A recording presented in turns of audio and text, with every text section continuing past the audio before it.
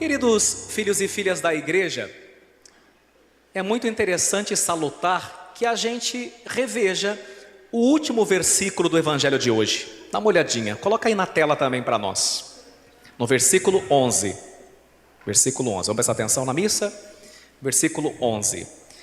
Este foi o início dos sinais de Jesus. Agora vocês. Ele o realizou em Caná da Galileia e manifestou a sua glória, e seus discípulos creram nele. Então vejam que interessante, o início dos sinais de Jesus, ou seja, o primeiro milagre de Jesus, não aconteceu nas praças públicas,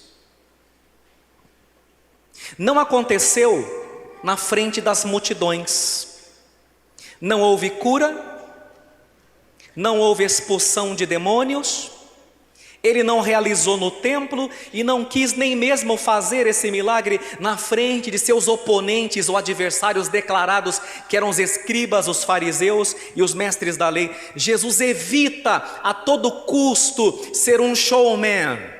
Não, Jesus não quer ser um showman.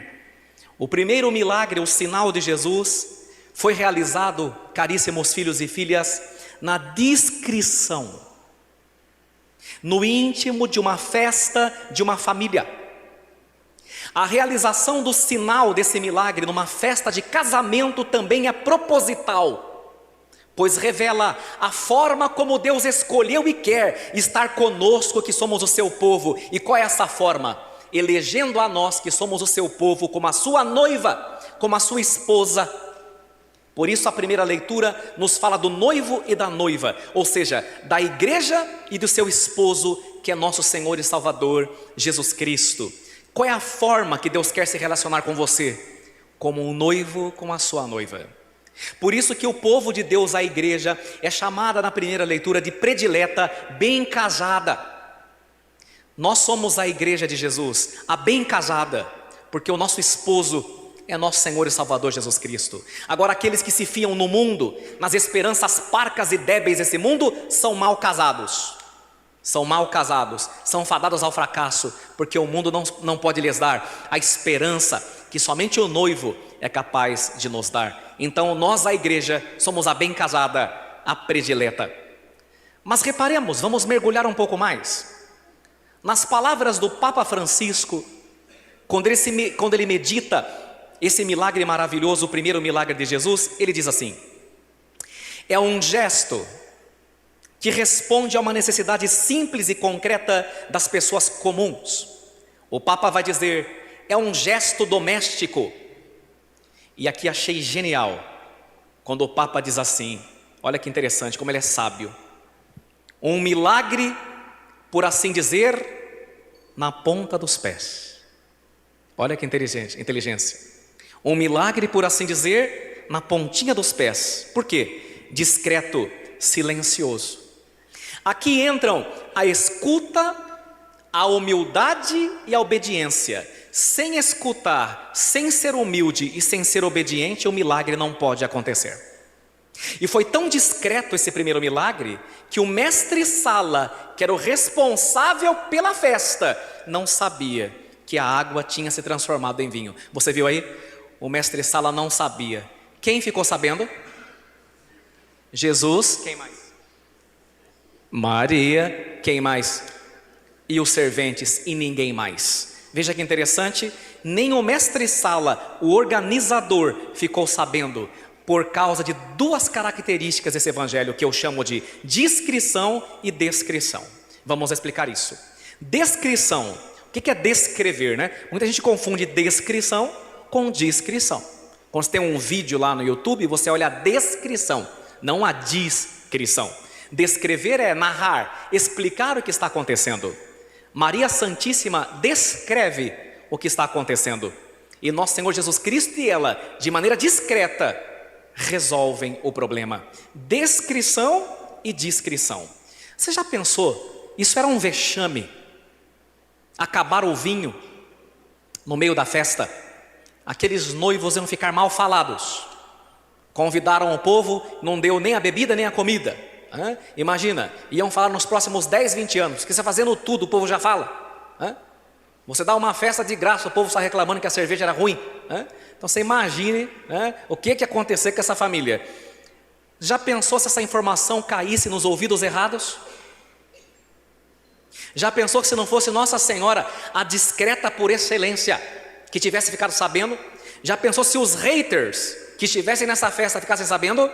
Já ia sair no Jornal da Galileia: casal passa vexame. Ainda bem que caiu nos ouvidos de Nossa Senhora, porque Nossa Senhora não conta para os outros, ela conta para Jesus. Aqui já está uma coisa, católicos e católicas: sejam mais discretos. Às vezes as pessoas ficam sabendo da vida de vocês porque vocês fornecem informações desnecessárias no Instagram, no Facebook da vida. Às vezes a turma está sabendo que gente da sua família não está bem, que vocês fizeram lá uma viagem para não sei na onde. Gente que não importa ficar sabendo da tua vida. Você está dando munição para o demônio e para a inveja. Quantos de vocês colocam coisas pessoais desnecessárias na internet? Por carência também, quer ser amado, ser admirado, geralmente por carência. Sejam mais discretos, para não atrair inveja, pragas, maldições e perseguições. Sejam mais discretos, e a discrição caminha junto com a elegância. Você tem redes sociais e você trabalha, publique coisas do seu trabalho, da sua função. E coisas pessoais é para 3 ou 4 pessoas, não é para 1000 ou 2000 que estão de olho em você muitas vezes, com raiva pelas conquistas que Deus está te dando. Às vezes vocês são muito ingênuos nas postagens de vocês, e fica a dica. Segunda coisa, os dons que o Senhor possuía, Jesus, e possui, e que Ele exerceu nessa terra com tanta maestria, eram dons para os outros, nunca para o benefício próprio. Assim também os dons que nós temos não são simplesmente nossos. Os dons que nós recebemos só têm sentido e só são eficazes se são para servir o mundo, as pessoas que estão à nossa volta, para tornar esse mundo um mundo mais católico, um mundo melhor, um mundo mais cristão. Quando os nossos dons não são colocados a serviço dos outros, como Jesus colocou dele hoje em Caná da Galileia, o que acontece conosco? Caímos na vaidade, caímos na autopromoção e no exibicionismo que se torna pecado. Queridos filhos e filhas, nós corremos um risco de em nossa evangelização não estarmos levando o nome do Senhor, mas a nós mesmos, nossos projetos pessoais e nossas vaidades. Quando nós dizemos é o meu projeto, é o meu grupo, é o meu movimento, é a minha pastoral, é a minha logomarca, nós estamos caindo na vaidade, na autopromoção, no exibicionismo, e aí consequentemente nós caímos no pecado. Será que estamos levando o nome de Jesus? Ou estamos levando a nós mesmos nas missões que nós dizemos que são evangelizadoras? Nesse sentido, na segunda leitura, nós vimos o grande apóstolo nos dizer que o Espírito Santo distribui livremente, isto é, conforme Ele quer, diversos dons para o bem comum. Nada é para si próprio, e quando nada é para si próprio, todos saem ganhando. O Evangelho ilumina a segunda leitura, o ensinamento do apóstolo, com mais um detalhe. Veja a pergunta interessante que quero fazer a vocês. Nossa Senhora, Maria Santíssima, ela fala muito pouco na Bíblia. Dá para contar na palma da mão. Nossa Senhora é discreta e silenciosa, mesmo sendo a mãe de Deus. Mas é interessante essa pergunta: qual é a última frase que Maria diz na Bíblia? Pense aí. É bom perguntar para católico e para protestante. Qual é a última frase que Maria diz na Bíblia? A última frase que Maria diz na Bíblia você acabou de ouvir. Fale comigo. Fazei tudo o que Ele vos disser. Toda a igreja. Depois disso, Maria se cala até o Apocalipse, não fala mais nada, porque ela falou tudo. Quando você faz tudo o que o filho dela manda, ainda que você não entenda, que desafia a tua fé, pronto, a salvação se instalou. Porque a salvação consiste em fazer tudo o que o Filho de Nossa Senhora nos diz. Mas esse pedido de Maria hoje, fazei tudo o que ele vos disser, foi no mínimo estranho. Por quê? Porque Jesus lhes pede algo que ultrapassa os limites da lógica, todos os limites da razão. Falta o vinho da festa, no meio da festa, e Jesus diz: encham as talhas de água. A água usada seria destinada à purificação ritual. E essa água da purificação ritual significa que a lei mosaica, a lei do Antigo Testamento, que Jesus não descarta nem a água, nem a lei, antes a transforma. Assim também em nossas vidas, quando temos a coragem de apresentar ao Senhor as nossas talhas, com uma água insípida, inodora, incolor, e por vezes, com o perdão da franqueza, até mesmo salobra. Porque pensem comigo, se essa água que estava lá ia ser usada para lavar as mãos, muito provavelmente não era uma água boa para beber. Quantas vezes a água que damos para o Senhor é uma água salobra, é uma água cheia de angústias, é uma água cheia de pecados, é uma água cheia de fadigas, e Ele mesmo assim a transforma em vinho bom, que termina com a tristeza e transforma a nossa vida em festa. Porque Jesus nunca transtorna, Jesus sempre transforma. E assim, dessa maneira, queridos filhos e filhas, nossos dons são as talhas de água que a gente oferece ao Senhor, para que Ele opere milagres na vida dos irmãos, na vida das irmãs. Por isso, daqui a pouco, no momento do ofertório, o padre irá derramar uma gota de água dentro do cálice. Infelizmente, muitos católicos nem percebem. Às vezes estão no piloto automático e esse momento passa despercebido. Vamos colocar aqui para efeito de catequese. Daqui a pouco no ofertório o padre fará isso. Pode destapar para mim, por favor? Veja que interessante. E quando o padre coloca apenas uma gota de água dentro do vinho, ele diz uma oração que os senhores não ouvem. E eu vou dizer qual é a oração. Então veja, vem aqui, filho. Quando ele vai colocar, ele pega apenas um pouco da água. E ele diz assim: pelo mistério dessa água e deste vinho, presta atenção, pelo mistério dessa água e deste vinho, possamos participar da divindade de vosso Filho. Olha o detalhe.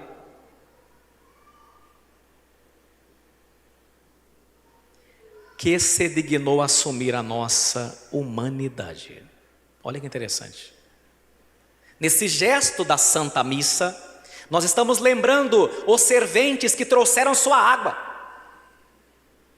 E o Senhor que nos deu um vinho, mas daqui a pouco um vinho muito superior, porque é o seu sangue preciosíssimo. É o vinho transformado em sangue. Essa mistura dessa gota, e é uma gotinha só, no vinho, significa a nossa humanidade mergulhada na divindade de Jesus. Significa a nossa pequenez mergulhada na sua grandeza. Significa o encontro dos homens e das mulheres com Deus, para que o milagre possa acontecer. Então vejam, queridos, que coisa bonita. Deus pode fazer milagres sozinho, claro, mas Ele quer fazer milagres contando com a nossa participação. É do encontro do ser humano com Deus que o grande milagre acontece. Deus, que opera milagres sozinhos, não quer fazer milagres sem a tua colaboração. Esse gesto, portanto, queridos filhos, quando o padre coloca essa gota de água no vinho, é como se Jesus em cada missa estivesse dizendo assim para você e para mim: ei, se você trouxer a mim a tua água, eu lhe devolvo o vinho. Mas reparem, nós temos que fazer a nossa parte.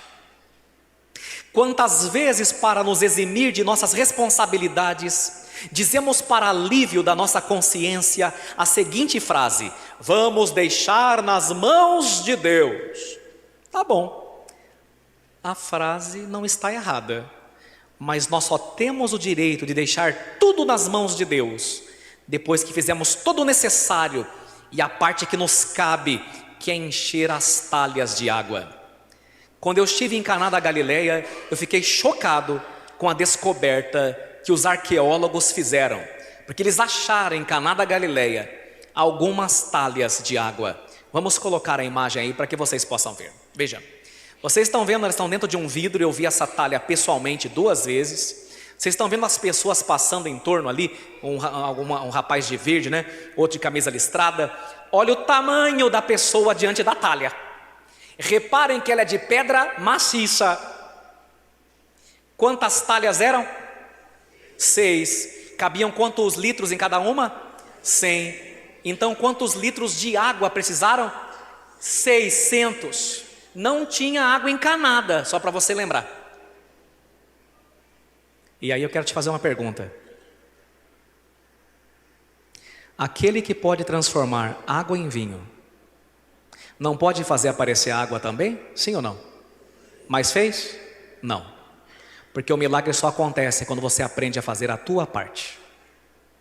Quantas vezes a gente quer que a vida acabe em barranco, né? Quantas vezes a gente quer passar em concurso sem estudar, né? Vem a turma do Enem para mim: padre, põe a mão na minha cabeça para eu passar no Enem. Pergunta: você estudou? Nunca ganhei nada. Não joga, né? Fica difícil, né? Não é verdade? Não arrumo ninguém, mas também não namora, né? Fica difícil. Então, queridos filhos e filhas, se você trouxer a mim a tua água, diz Jesus, eu lhe devolvo o vinho. Mas você precisa fazer o seu esforço, a sua parte, porque a parte de Deus Ele sempre faz. Por isso Santo Inácio de Loyola dizia, olha que bonito, isso é forte isso daqui: ore como se tudo dependesse de Deus, mas trabalhe como se tudo dependesse de você. Não queira que o mundo acabe no barranco, porque desse jeito o milagre não vai acontecer. Porque Ele quer fazer um milagre, mas Ele quer que você se mova, Ele quer que você haja, Ele quer contar com a tua participação. Queridos filhos e filhas, eu termino essa homilia dizendo: para que o milagre aconteça, nós precisaremos de tudo e de todos. Jesus e Maria não querem que ninguém fique do lado de fora, então que ninguém seja excluído, porque como nos disse a segunda leitura, nossas talhas são nossos dons colocados a serviço, e os dons de todos e de cada um é importante. Que ninguém seja deletado da festa e tampouco da comunidade. E por isso eu termino para explicar: as nossas talhas são nossos dons, e a segunda leitura, os diversos dons do Espírito Santo, contando essa metáfora. Conta-se que numa carpintaria houve uma estranha assembleia. Foi uma reunião das ferramentas para acertar suas diferenças. Quem exerceu a presidência da reunião foi o martelo. Bota o martelo aí. Mas as outras ferramentas falaram: queremos que o martelo vá embora. E o martelo falou: por quê? Você faz muito barulho, e além do mais você golpeia muito, todo o tempo está batendo e martelando. O martelo disse: tudo bem, eu vou embora, mas eu só saio depois que o parafuso sair. Aí o parafuso: mas por que eu? Você é muito enrolado, você vive dando volta, e não chega a lugar nenhum, você é enrolado. O parafuso disse: tudo bem, eu vou embora, mas eu só vou embora depois que a lixa for embora. E a lixa falou: eu? Sim, você. Ela: por quê? Você é muito áspera, muito grossa, muito rude. Quando vê, falou sem pensar. Ninguém aguenta mais conviver com você, com a sua aspereza, com a sua grosseria. A lixa disse: tudo bem, eu vou embora, mas eu só saio com uma condição: que a trena e o metro também saiam. A trena falou: mas por que eu? Você sempre se acha certinha, medindo os outros de cima a baixo. Quem você pensa que você é? Só você é a dona da verdade. Nesse momento o carpinteiro entrou na carpintaria, pegou todas as ferramentas, inclusive a trena, e fez um móvel de uma madeira rústica, belíssimo. Invernizou. Quando ele saiu da carpintaria, fez-se um silêncio.